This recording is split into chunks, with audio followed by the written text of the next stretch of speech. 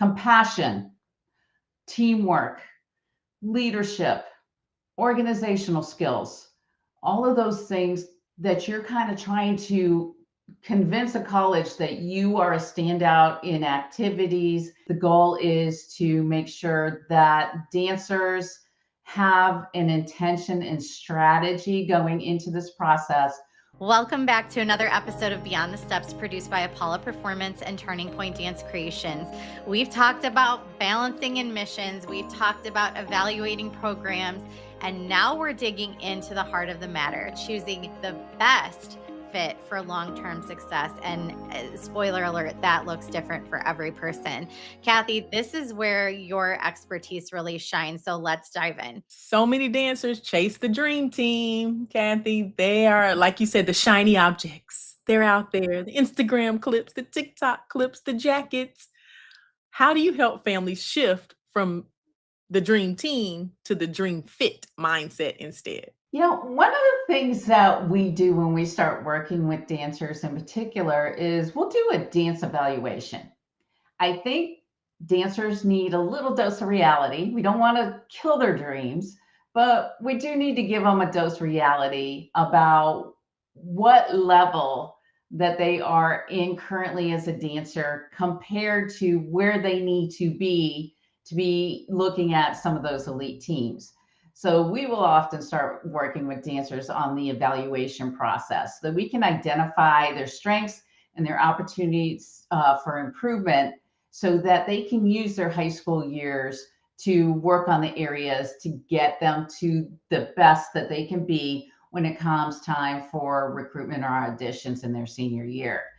So that's one of the things that we will do to start setting the proper expectations about what's achievable. We also do the same thing with admissions, right? So I'm going to start looking even in 9th and 10th grade at the courses that they're taking in high school, the grades that they're getting. What does that PSAT score look like? And starting to set expectations then about, maybe Harvard isn't the right direction for you, right?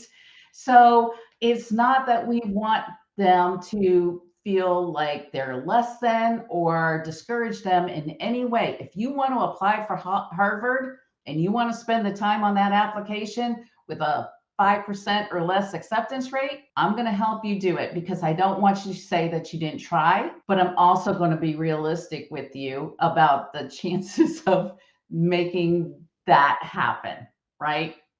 I'm also going to point out a lot of fantastic schools that I think are going to be a better fit for you, that are much more attainable, that are going to give you a quality education.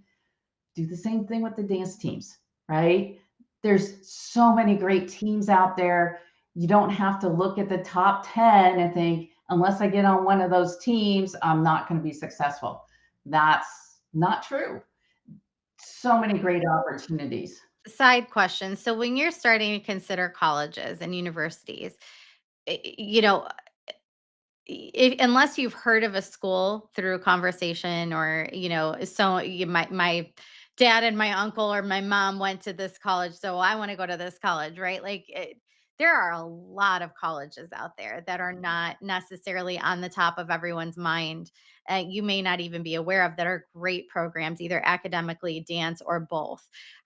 Is there like a central place where you can go to find out about all of these programs, or is this is the insight of like you have to find a Kathy to help you through this process? I mean, does that even exist? Well, I will tell you about one resource that I do recommend, which is at Dancing to College, we have a resource called the Ultimate College Dance Team Finder.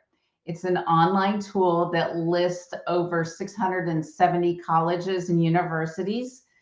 And we provide some data points for both the admissions process and dance team fit. So we're looking at acceptance rates. We're looking at the graduation rates as far as the quality of the college itself. But then we're giving information about whether the dance team competes. Is the team a athletic program team, band team, club, sport. So we're continuing to build that database, but it's a fantastic place to start because you can filter. So let's say you're in the Midwest and you want to look at teams that are in Iowa, Nebraska, Illinois. You can filter by those states and it's going to pull up the teams and the colleges in your area. It's a good place to start. It doesn't give you the full perspective of the team or the university, but it's a great way to kind of narrow in on those general criteria that you're looking for when you're searching for a college. The best place that you're going to be able to find that information on the colleges is on their websites themselves. So, once you kind of pin down a list of schools to dig into, going right to their website is probably the best bet. Got it. So let's switch gears and talk about the realities of a college dance team experience. What are the biggest misconceptions dancers have before they get there? I think one of the things that the biggest misconception is that it's all, sunshine and rainbows in the world of college dance teams, that it's everything that you see on social media and everybody's happy and everybody's, thinking this is the best experience of their lives. It can be if you find the right fit. But oftentimes the college dance team experience can be a grind. As I mentioned before, it's not where you're doing it for, a season and then you're going off and doing other things for the rest of the college, semester.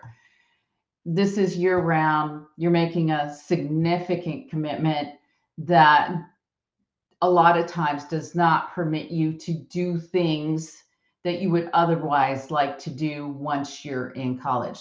So, for instance, many college dance teams will not allow you to do a study abroad.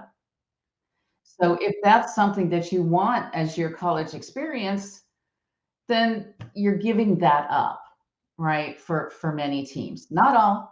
Some teams will help find ways to work that into your experience. There's other considerations such as what your major is and whether you can do dance team. So, for instance, nursing majors may find it difficult to find a team that will make it work with nursing students that have to do, work in hospital off hours, those kind of things to fulfill their requirements for the major. So that's another thing is making sure that the thing that you want to study in college is going to be possible when you're interested in a college dance team. Um, so it's important to really it's really hard for dancers, though, I will say it's really hard for dancers to kind of see the underlying environment of the college dance team because what they see is very superficial. So I do encourage dancers to go to the colleges, do the clinics on campus. I think those are even uh, as valuable, if not more valuable, than going to some of these combines where you're just, having an opportunity to talk to a coach, but not seeing what's happening with the team dynamics. So I really do encourage dancers to go to the clinics on campus. If you have an opportunity to talk to a current dancer or former dancer about the team and what it's like, really understand what the culture is, what the requirements are, so that you go in with your eyes wide open. Tell me a little bit about because you mentioned in an earlier episode about how the students should talk to the coach. And the students should, when you have a teenager, it's kind of hard because you're like, are you mute? Do you know how to talk to a coach? What's happening? But we were talking a little bit about the recruiting process and the reach out and the communication there. And we were specifically talking about the common video. And so can you talk a little bit about what that process is? It quick? The age of instant gratification where the kids think I sent a video and they should call me tomorrow because that's how Instagram happens. I post a video and I get DMs. Like those types of things. Is it the same or is there a waiting period? Is it kind of up in the internet stratosphere for a while? How does that generally go? So this is a conundrum. I understand where coaches are asking high school seniors to communicate with them exclusively. I get where they're trying to evaluate the dancer's ability to communicate, to follow through on activities and deadlines. I understand that from a high school senior perspective. However, if you're going to start recruiting ninth graders, you can't have the same expectation that they're going to be able to check their email, every day. Ninth graders are not checking their email every day. Let's just go there. So if they have an email, so we have to kind of take into consideration that because this process is moving earlier, there's going to be more parent engagement in ninth, 10th grade, particularly. And I think coaches need to be a little bit more accepting of that, it's just really hard for kids getting. Well, I don't really think that's right. There's so many, especially after today's the conversations we've had throughout the series, there are so many layers that if you don't ask the right questions, this could be a lot of money thrown down the drain for something that you ultimately end up very unhappy with if you're not going in, like, as you said, eyes wide open.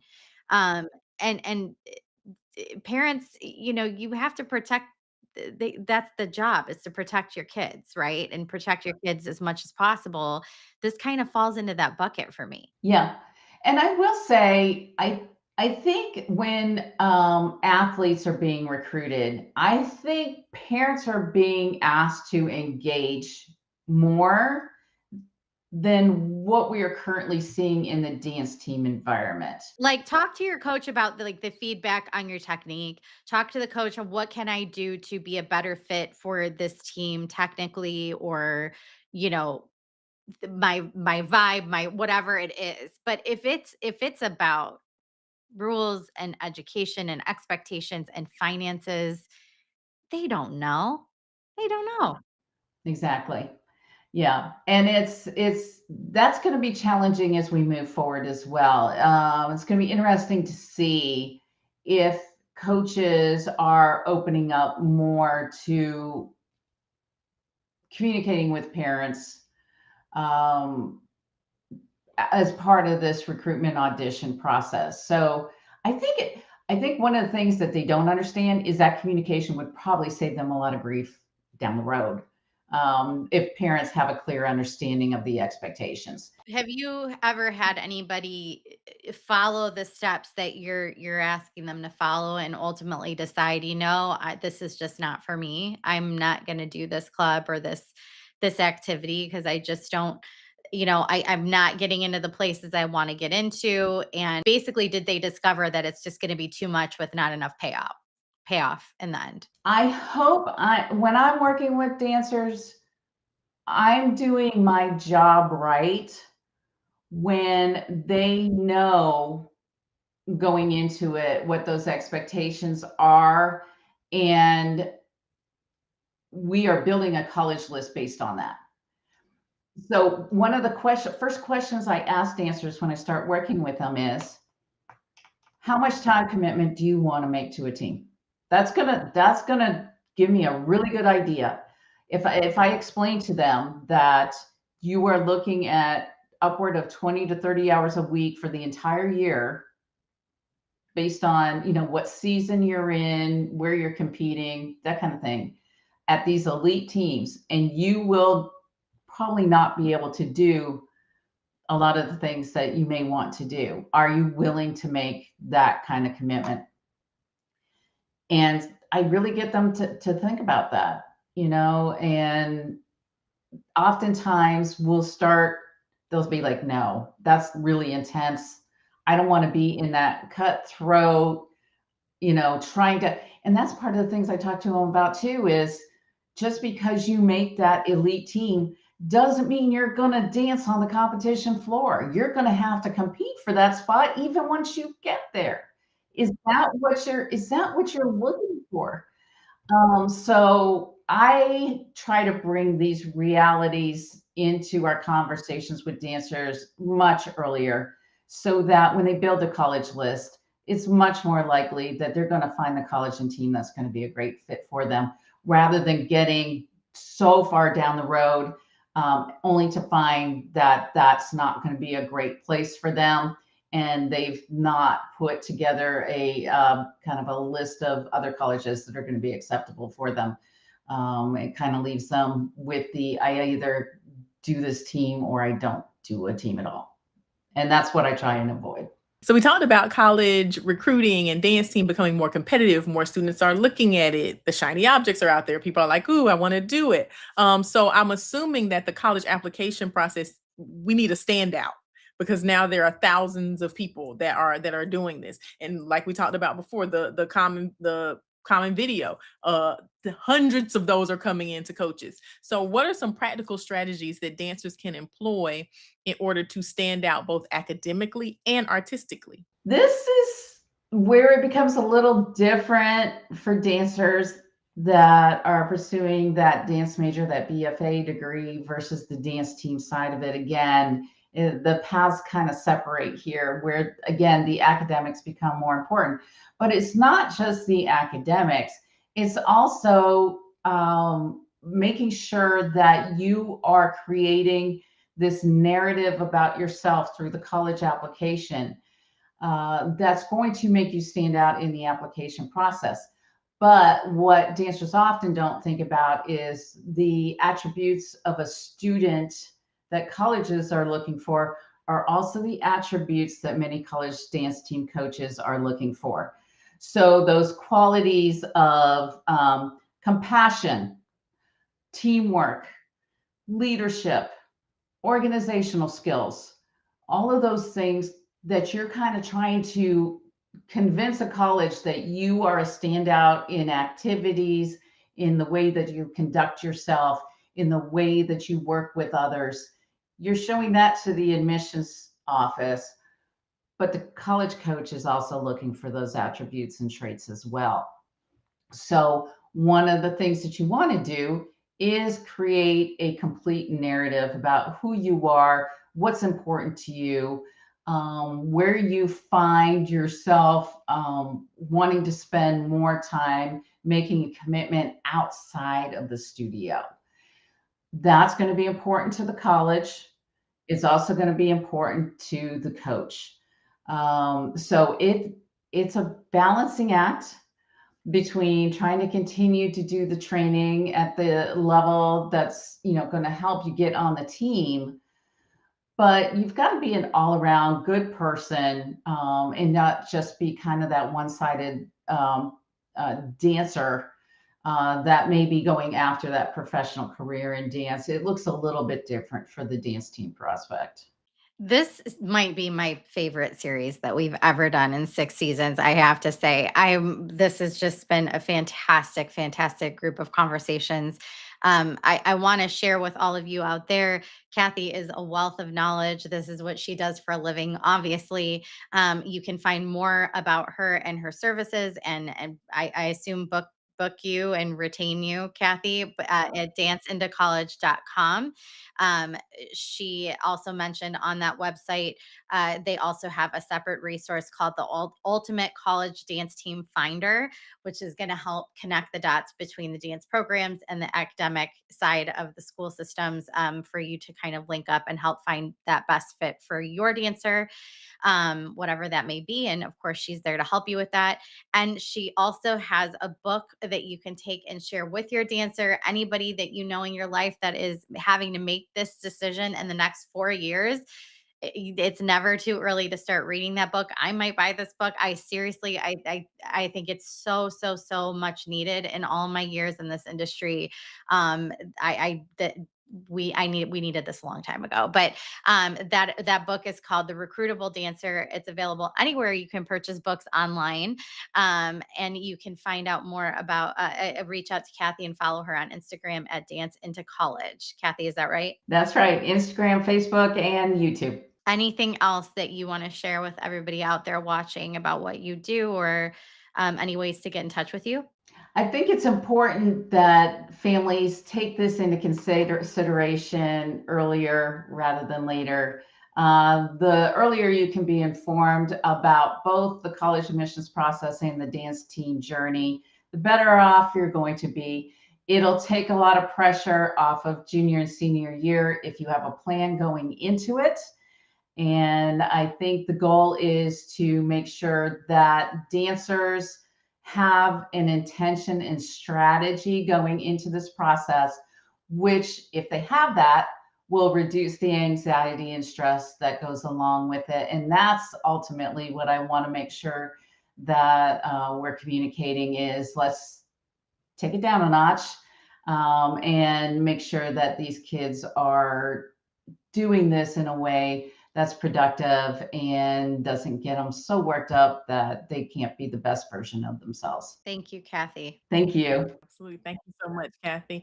Kathy has been a wealth of knowledge and resources. We also have resources for you. Make sure you take the steps initiatives. We say it every week. It is available at apolloperformance.com, and it is a 5-part series of free modules that will educate you on everything from dance, medicine, science, nutrition, psychology, gender equity, racism, sex abuse prevention, you name it, we got it. So please make sure that you take that. Kathy, it has been a pleasure. It is in 6 years, it's very rare that we get a first-time guest. So you are one of our few first-time guests, and hopefully going to be a repeat guest for many, many years and seasons to come. I'd love that. I enjoyed chatting with you. Awesome. Make sure that you go back and watch all the episodes in this series from the beginning. There's 1, there's 2, and this is 3. So make sure that you go watch those because there are nuggets in there. Also, make sure that you come back and you catch us next week, where Bree and I are going to talk about our takeaways from the 3 episodes that we have done with Kathy, and there are a lot of them. So we're going to have to really work to narrow those down into a segment. But until then, we hope you